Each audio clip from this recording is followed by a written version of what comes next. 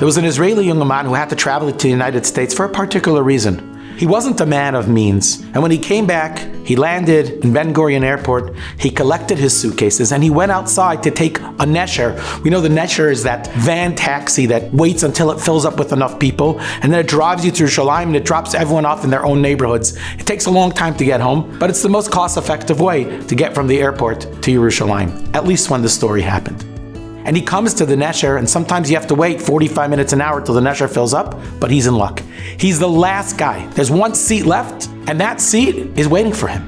He could get on after a long trip, go to Yerushalayim, hopefully be dropped off one of the first, and see his mishpacha, who he hasn't seen for some time.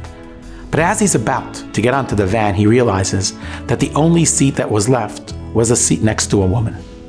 And this fellow was very makpid. He tried to live his life in a more elevated way. And the thought of sitting next to a woman for the entire journey to Yerushalayim, the bumpy ride, was not something that he was willing to do.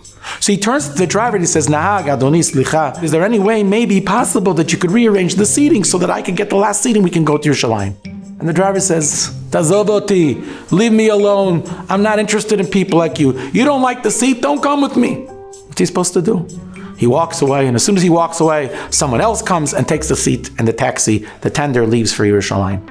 He waited almost an hour for the next tender to fill up. And finally, there's enough people on it. This time he has a seat in a good place, and they begin the journey to Yerushalayim. Eventually, they turn onto Kvish Echad, onto Road 1, the highway that leads up to Yerushalayim, and then all of a sudden, the traffic slows down. Somebody asked the driver what's going on. He says, I heard on the radio that there's a big accident up ahead. It's going to take extra time. Salanut, be patient.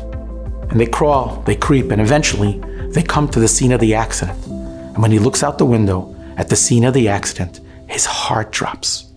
That very tender, the one that he decided not to go on, was involved in a terrible accident. Emergency services were there, ambulances were there. They didn't have a chance to see what happened, but they continued, they pulled out. And like any yid with a pumping heart, he immediately begins to say Tehillim for those that were injured and the people that need refuah, those that need Yeshua.